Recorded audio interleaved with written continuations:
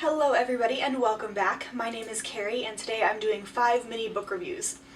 I decided I was going to continue doing 5 book reviews at a time because I generally don't have a lot to say that is spoiler-free about books when I review them. Hence the reason my Goodreads reviews are so short, and it makes it a little bit difficult to make a video that is more than, 2 minutes about every book, and it's a waste of your time and mine for me to do an individual book review every time. Therefore, 5 in 1. The first book today is Woman in the Photograph. This is a book about a woman who works as both a model and a photographer in 1930s Paris. She's American and then moves to Paris because a lot of people moved to Paris in that time, specifically artists. I enjoyed this book. It was a little bit strange to read it simply because of some of the ways things were worded, and definitely the characters. Her main love interest is, I don't even know how to explain him, but he is a photographer. He becomes her mentor in the beginning, and then they sort of kind of fall in love. I don't know how to explain it. It's just weird, but it was good. I liked the realistic part of how they portrayed that, and I liked that she was portrayed as this strong, independent woman in the 1930s, but then you see why that's a bit of a problem and what she has to go through as well to get to where she wants to be. You see her in several different relationships, all while maintaining the big one with Roy Mann, or Man Roy, whatever his name is. And it's just very different to see somebody portrayed as normal or not a slut, even though she's sleeping with several different men. I really found that refreshing. I gave that book a 3 out of 5 stars though, just because of the way the writing portrayed some things was awkward. Too awkward for me to really enjoy the book. Next I have The Egypt Game by Zilpha Keatley Snyder. I read this when I was in elementary or middle school and remembered really liking it. Much to my relief, I liked it again on my reread. This follows 6 kids as they find an abandoned backyard and make it into ancient Egypt for themselves via imagination. This is just a fun book. It's quick, it's easy because it's middle grade, and I really enjoy that there's a lot more diversity than I remembered there being. Of course, my hometown is whiter than you can imagine, so diversity wasn't something that had been brought to my attention when I was 12. I really liked seeing that there's an African-American brother and sister in this. There's a couple of Asian people. I believe they're from different countries, but I don't specifically remember. They're from all over, and I really enjoyed seeing that. But none of that makes a difference to the kids because they're kids. They don't care. They just want to create Egypt. I really liked that. I also enjoyed the plot. It's pretty simple, but at the same time, it's something that if you don't think about it, you're not going to necessarily predict it. Next, I read The Bully Book by Eric Congale. I read his book, The Zoo at the Edge of the World, first, which is actually his second book, and then he has a third book that came out a couple of months ago called The Wizard's Dog. The reason I read all of these books is because he's a member of StarKid, who I adore.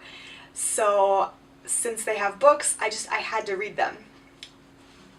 That said, this book follows a young man who is being bullied. He's been made the grunt out of his 6th grade class, which means he's basically the person who gets bullied all the time, hence the bully book.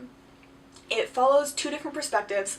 One is of the grunt as he figures out that he is the grunt and tries to figure out why, and then the other perspective is the bully book itself, also just known as the book throughout the entire thing, that tells powerful kids in middle school how to become sort of the top of the pyramid. This book, the writing is just really fun and easy, and it also, you could see your middle school experiences, or at least I could see my middle school experiences in this book, which made it really interesting to me.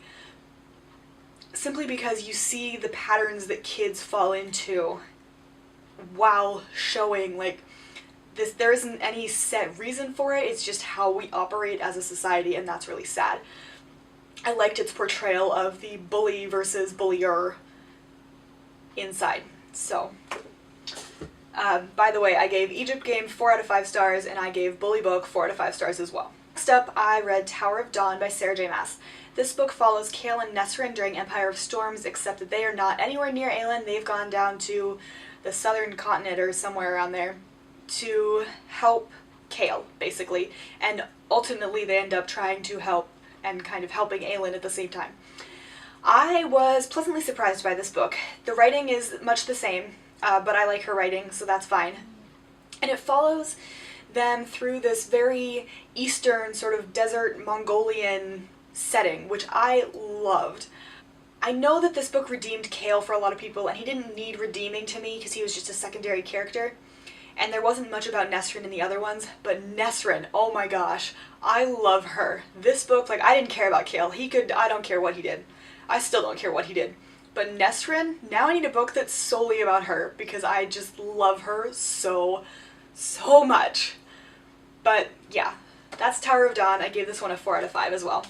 And then the last book for today is The Princess Saves Herself in This One by Amanda Lovelace. This is a collection of poetry. If you've watched some of my more recent videos, I'm sure you've heard about this one. This is, like I said, a collection of poetry that forms a story. Basically, damsel in distress who saves herself, Meg from Hercules. And it's incredibly well done. It is so evocative with its word choice that I have these vibrant images flying through my head as I read it. It didn't take long to read all in one go, maybe an hour, a little bit less.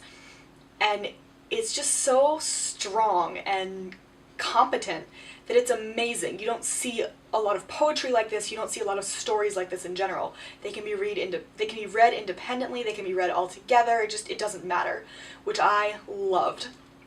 This is a very unique book of poetry. It does also have a fair number of trigger warnings within the first page or two. If you're interested in this book, please look at the trigger warnings before you read it.